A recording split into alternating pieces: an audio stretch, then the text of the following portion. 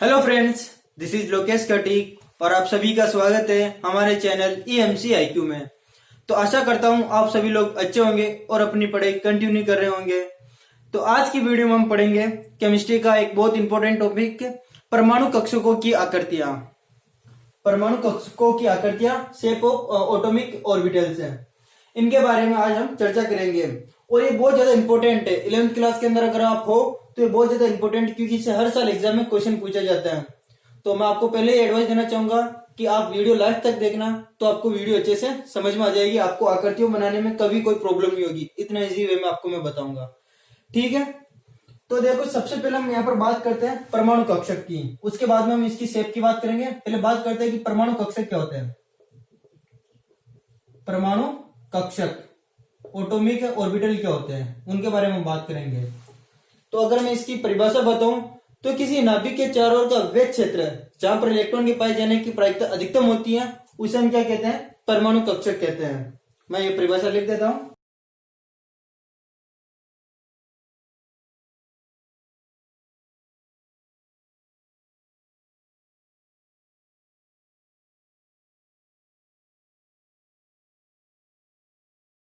तो परमाणु कक्षक की परिभाषा क्या है, नाभिक के चारों ओर का वह क्षेत्र जहां पर इलेक्ट्रॉन के पाए जाने की प्रायिकता अधिकतम होती है, ऑर्बिट कहलाता है, या इसे कक्षक कहते हैं। ठीक है, मतलब जहां पर इलेक्ट्रॉन के पाए जाने की प्रायिकता अधिकतम है वो क्या कहलाएगा, कक्षक कहलाएगा। तो ये तो हो गया। अब हम बात करते हैं कक्षक कितने प्रकार के होते हैं। तो जो परमाणु कक्षक होते हैं वो मेन रूप से होते हैं 4 प्रकार के, एस कक्षक, पी कक्षक, डी कक्षक और एफ कक्षक। ये 4 प्रकार के कक्षक होते हैं, एस कक्षक, पी कक्षक, डी कक्षक और एफ कक्षक है। तो इन चारों की हमें क्या करनी है, हमें इनकी आकृतियां समझनी है। ठीक है, तो मैं इसको रब कर देता हूं और पहले मैं इनको SPDF को समझा देता हूं और फिर इनकी आकृतियां बनाएंगे। ठीक है, तो मैं इनको रब कर देता हूं ना।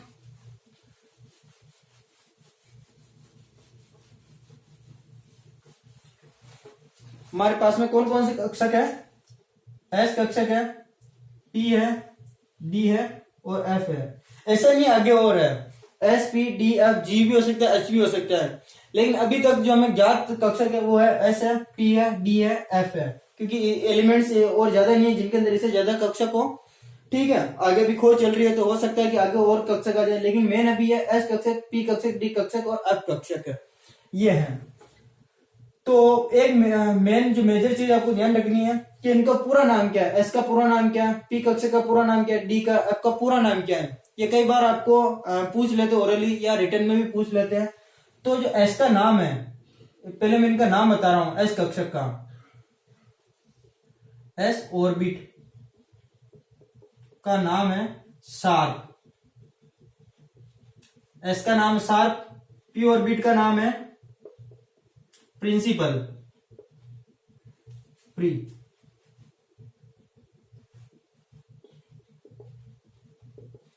प्रिंसिपल, डी ऑर्बिट का नाम है, डी कक्षक का नाम है डिफ्यूज, डिफ्यूज और एफ ऑर्बिट का नाम है फंडामेंटल,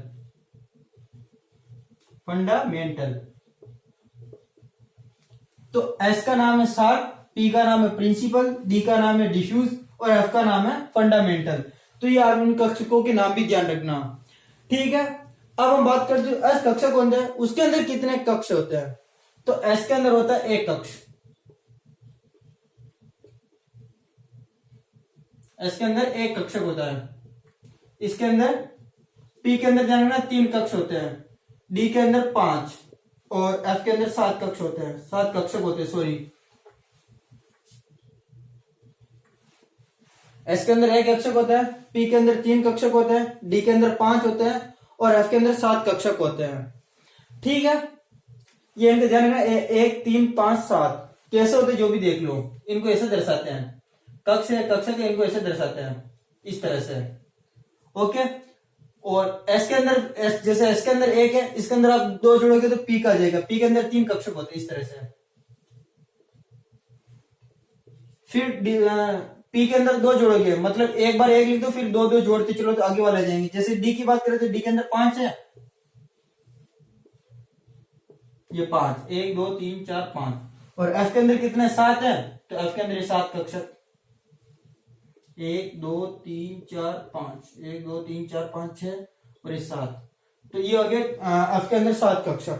इनको दर्शाने का तरीका यहाँ पर 0 0 -1 +1 0 +1 +2 -1 -2 -3 -2 -1 0 +1 +2 +3। मुझे पता है आपको अभी ये समझ में नहीं आया कैसे हुआ ये 1 3 5 7 कैसे है, ये भी आपको समझ में नहीं है, तो आपको टेंशन लेने की बिल्कुल जरूरत नहीं है, क्योंकि इसके अंदर जो हमारा मेन टॉपिक है वो मुझे इनकी शेप बतानी, बट ये मैं आपको एक्स्ट्रा जानकारी दे रहा हूँ। जब हम नेक्स्ट वीडियो पढ़ेंगे क्वांटम संख्याएं 4 प्रकार की होती है, उनके अंदर मैं आपको पूरे डिटेल में बता दूंगा, और वो क्लास होगी थोड़ी लंबी होगी, है ना। तो अभी आप ध्यान रख लो, एस के अंदर 1 कक्षक होता है, पी के अंदर 3, डी के अंदर 5 और एस के अंदर 7 कक्षक होते हैं। अब इनकी आकृति की बात करते हैं कि इनकी आकृति कैसी होती है, इनकी जो शेप होती है वो कैसी होती है। तो जो एस होता है उसकी आकृति होती है गोलाकार। मैं आपको लास्ट में बनाकर बताऊंगा कि एस गोलाकार कैसे होता है। एस की आकृति होती है गोलाकार। गोलाकार को आप कैसे बनाते हो, इस तरह से,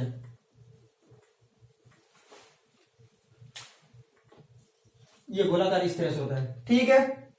और जो पी होता है इसकी आकृति होती है डंबलाकार। डंबलाकार, पी की शेप कैसी होती है, डंबलाकार। और डंबल को कैसे बनाते हैं, इस तरह से, इस तरह से डंबल को बनाते हैं। तो ध्यान रखना कि ये जो भाग है ना, ये चार्ज होते हैं, इस पर पॉजिटिव इस पर नेगेटिव, या यहाँ पर पॉजिटिव यहाँ पर नेगेटिव हो सकता है। और ये भाग दिख रहा है ना, इनको हम बोलते हैं लोब, लोब्स, LOBES, या इनको बोलते हैं पालियां, जहां पर समान इलेक्ट्रॉन पाए जाते हैं। और जो डी है, डी कक्षक है, इसकी आकृति होती है द्विडंबलाकार।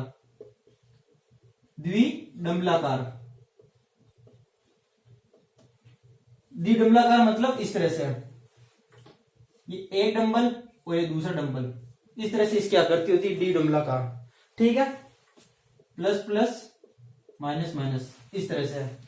और जो एफ होता है ना, एफ की जो आकृति होती है वो जटिल होती है। कौन सी होती है, जटिल। हम इसको एफ की जो आकृति है उसको जटिल क्यों कह रहे हैं, क्योंकि जटिल हम इसको इसलिए कह रहे हैं क्योंकि हम इसको बोर्ड पर नहीं बता सकते हैं। 3D के अंदर जो एफ ऑर्बिट होते हैं, जो एफ ऑर्बिट है उसकी आकृति होती है, लेकिन 3D जो 2D के अंदर हम इसको नहीं बता सकते हैं। एफ के अंदर जो ये द्विडंबला आकृति दिख रही है ना, वो एफ के अंदर 2 बार होती है। यही आकृति एफ के अंदर कितनी बार होती है, 2 बार होती है। तो हम इसको सही बनाकर नहीं दर्शा सकते हैं। अगर मैं इसको बनाना चाहूं तो ऐसे बना सकता हूं, जैसे ये है, अब ये से, इस तरह से। तो ये एक तरह से सही नहीं बनता है। यह हो सकता है इस तरह से भी बना सकते हैं हम इसको, 3 4 1 2 3 4, इस तरह से भी। तो एफ की जो आकृति बनती है ना, वो जटिल बनती है। लेकिन अगर आप 3D में देखना चाहो तो इसकी आकृति आपको एकदम पता चल जाएगी, एग्जैक्ट है। लेकिन मैं 3D में इसको यहाँ पर बना नहीं सकता, क्योंकि अपने पास में 2D है और अभी मेरे पास में ऐसी कोई नहीं है जिससे मैं आपको इसको 3D में बता सकूं, ठीक है। तो मेन आपको ध्यान रखनी, एस की होती है गोलाकार, पी की होती है डंबलाकार और डी की होती है द्विडंबलाकार, ठीक है। अब हमारा जो मेन टॉपिक है वो स्टार्ट हो रहा है, इनकी आकृतियां कैसे बनाएं। जब एग्जाम में आती है कि एस की आकृति गोलाकार होती है, पी की डंबलाकार और डी की द्विडंबलाकार होती है, तो इनको आप कैसे बनाओगे, वो हमारा मेन टॉपिक है, ठीक है। तो आप एक बार इनको लिख लो, नोट डाउन कर लो, फिर मैं इसको मिटा देता हूं, ठीक है। मैं इसको मिटा रहा हूं। तो अब हम बात करते हैं इनकी आकृतियों की। तो एस पी डी, इन तीनों की आकृतियां मैं आपको बताऊंगा। कोर्स के अंदर भी हमारी यही है। सबसे पहले बात करते हैं हम एस कक्षक की। एस कक्षक की, तो एस कक्षक की आकृति कैसी होती है, डंबलाकार। एस को वैसे इस तरह से दर्शाते हैं। एस का एक कक्षक होता है 0 और इसकी आकृति होती है गोलाकार। इसकी जो आकृति होती है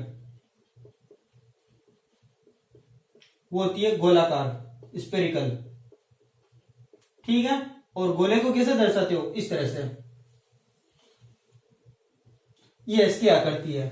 मतलब जब भी आपको एस को दर्शाना हो तो इसे गोला बनाना पड़ेगा, ठीक है। ये तो होगी आपकी एस की आकृति। मेन है हमारे सेकंड पी की आकृति, पी कक्षक की आकृति, पी कक्षक। तो देखो पी कक्षक कैसे होते हैं। मैंने आपको बताया कि पी के अंदर 3 कक्षक होते हैं।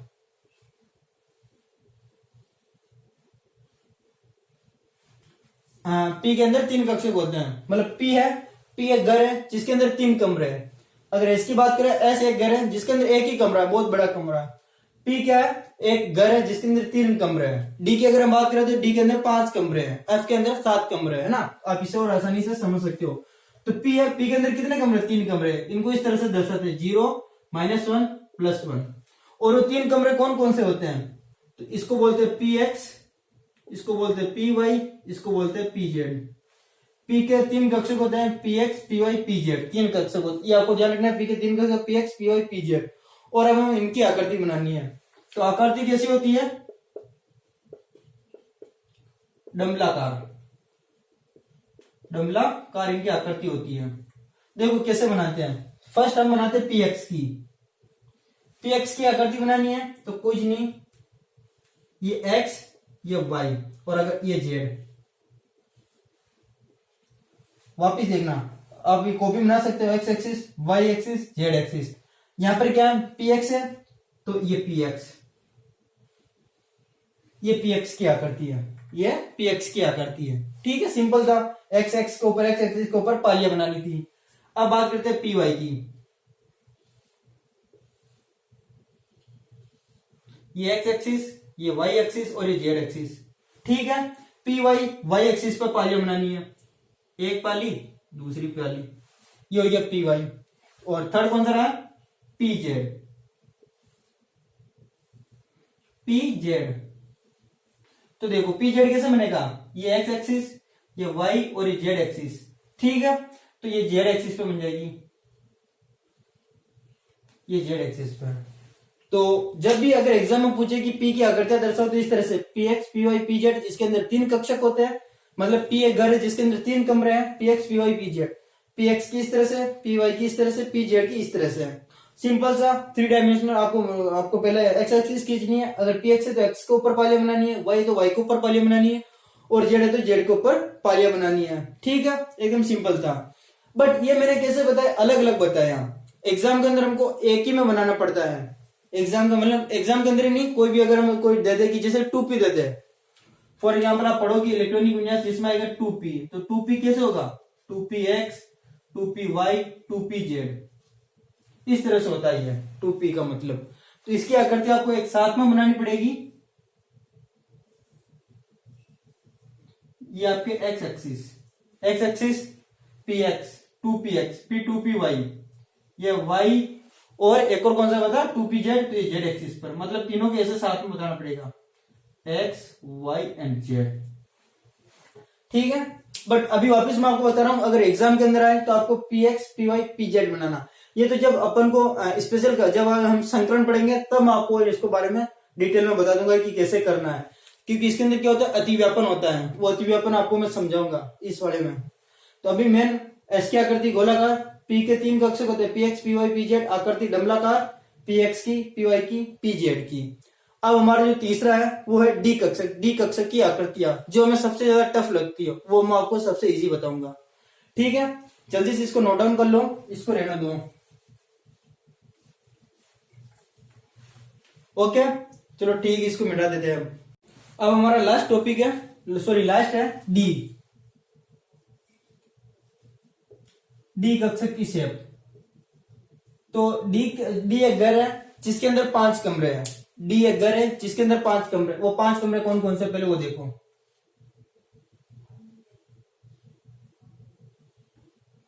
एक कमरा, 2 कमरा, 3 कमरा, 4 कमरा, 5 कमरा, 1 कमरा, 2, 3, 4, 5 कमरे।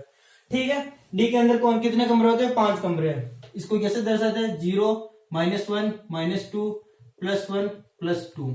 और ये 5 कमरे कौन से होते हैं वो देखो कैसे करते हैं। ये जो है ना, ये आप समझ आना, ये डी एक्स वाई, ये डी एक्स जेड, ये डी वाई जेड, ये D x square minus D Y square, और ये डी जेड स्क्वायर। वापिस देखो, ये वाला कौन सा है, डी एक्स वाई, डी के पैरों में एक्स वाई, ये है डी के पैरों में एक्स जेड, ये है डी के पैरों में वाई जेड, ये है डी के पैरों में X square minus Y square, और ये है डी के पैरों में डी जेड स्क्वायर। ये कैसे बना वो भी बता देता हूं। 3 एक्सिस होते हैं अपने पास में, एक्स एक्सिस, वाई एक्सिस और जेड एक्सिस। फर्स्ट इन दोनों के ले लो तो डी एक्स वाई, फिर इनको ले लो d z x, sorry x z, फिर इन दोनों को ले लो डी वाई जेड, फिर देखो फिर इन दोनों को वापिस लो तो D x square minus Y square, और फिर एक सिंगल बचा इसको d Z square, x y z है, x D x Y D x Z D Y z, और फिर वापिस इन दोनों को लो तो D x square minus Y square, और फिर लास्ट बचा तो डी जेड स्क्वायर। इस प्रकार डी के 5 कक्षक होते हैं। डी एक्स वाई वापिस याद करना, डी के 5 कक्षक होते हैं, D x Y D x Z D Y Z D x square minus Y square D Z square, ये 5 कक्षक होते हैं। और इन पांचों कक्षकों की जो होती है ऊर्जा वो समान होती है, इसलिए इन्हें समभ्रंश कक्षक भी कहते हैं, जो हम संकुल वाले चैप्टर में पढ़ेंगे। इन्हें क्या कहते हैं? समभ्रंश कक्षक कहते हैं। और यहां से यहां तक ये 3 कक्षक, इनको बोलते हैं 2G और इनको बोलते हैं EG कक्षक बोलते हैं। अभी मैं एक्स्ट्रा जानकारी दे रहा हूं, काम की नहीं है, बस ये ध्यान रख लेना। तो मेन रूप से डी का आपको इसके अंदर ध्यान रखना कि डी के अंदर 5 कक्षक होते हैं, D x Y D x Z D Y Z D x square minus Y square D Z square. ठीक है, अब हमको इनकी शेप बनानी है, तो मैं इसको पहले रब कर देता हूं। ये हमारे पास में क्या काम की नहीं है। तो डी की आकृति मैंने आपको कैसी बताई? डी की आकृति मैंने आपको बताई डी डंबलाकार, द्विडंबलाकार। ये हमारी किसकी आकृति होती है? डी कक्षक की। तो सबसे पहले हम बनाते हैं डी एक्स वाई की, डी एक्स वाई की। तो डी एक्स वाई की आकृति इस तरह से है। देखो कौन कौन से अक्ष है इसके अंदर, एक्स और वाई है, तो आपको जो एक्स लेने वो एक्स और वाई वाले ही लेना है, यहां पर ही मेन देखना है। डी के अंदर एक्स है, ये एक्स एक्सिस, वाई है, ये वाई एक्सिस। ठीक है, ये आपको ध्यान रखना। अब आपको जेड मत लेना, बुक के अंदर ये गलती कर रखी है कि इसके अंदर जेड भी दे रखा है, जिससे आपके लिए बहुत ज्यादा टफ पड़ जाता है इसको समझना। तो इसके अंदर 2 अक्ष दे रखे हैं, एक्स वाई, एक्स और वाई। अब इन पर पालियां बनानी है। तो जैसे हमने पी के अंदर तो क्या, अगर एक्स था तो हमने एक्स के ऊपर बना दी, इस तरह से पी के अंदर की बात कर रहा हूं। लेकिन डी के अंदर ऐसा नहीं होगा। डी के अंदर कैसा करना पड़ेगा, ये जो पालियां होती है ना वो थोड़ी सी झुकी हुई होती है, लगभग 45 डिग्री झुकी होती है। जैसे डी एक्स वाई है तो एक्स की बनानी है, तो एक्स की पालियां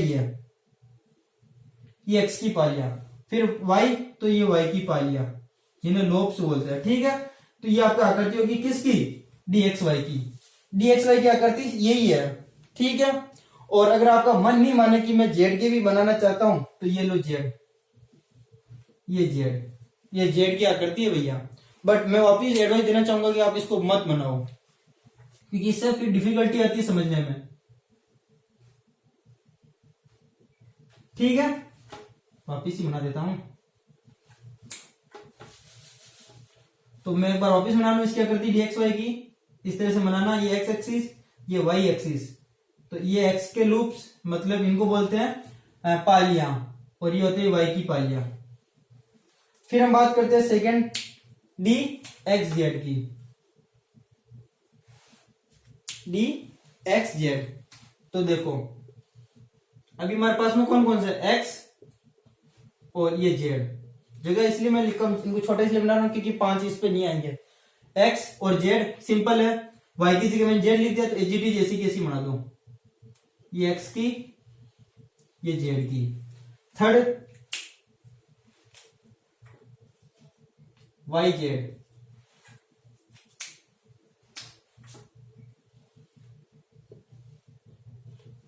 थर्ड है वाई जेड। तो देखो अब की बार इसको चेंज कर दो, ये वाई और ये जेड, ये वाई हो गया, ये वाई एक्स हो गया, ये जेड एक्स हो गया। मैं अब एक्स एक्स को नहीं बता रहा हूं। ठीक है, तो ये भी एचजीडी आप ऐसे बना दो, ये वाई की पालियां और ये एक्स की पालियां।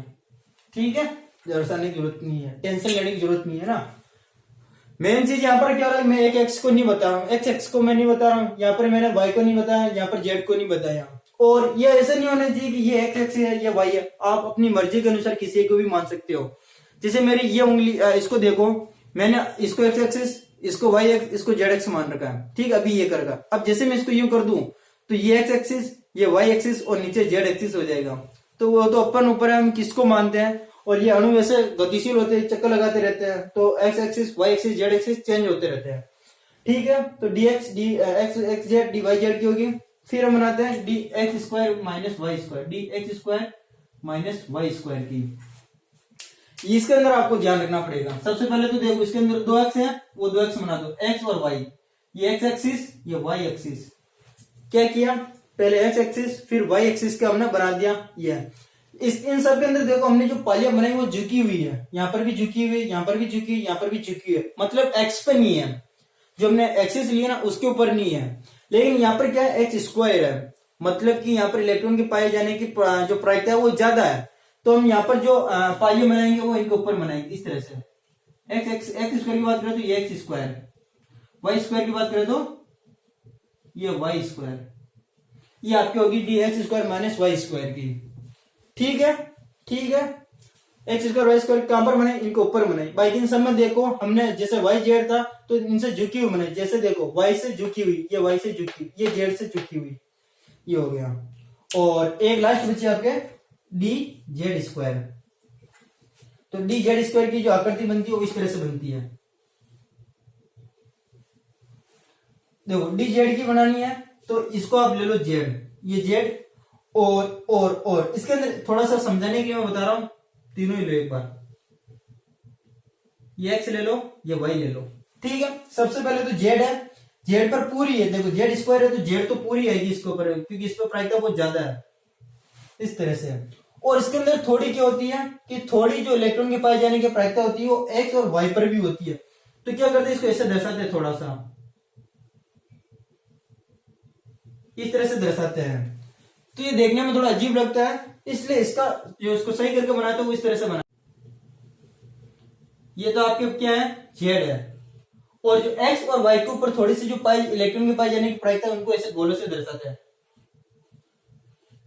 ये जेड है और ये एक्स और ये वाई, या कुछ भी ले लो, यहां पर मैंने ऐसे लिख रखा, तो ये वाई और ये एक्स। ठीक है, तो डी जेड स्क्वायर की आकृति कौन सी, ये हो गई, इसको मिटा दो।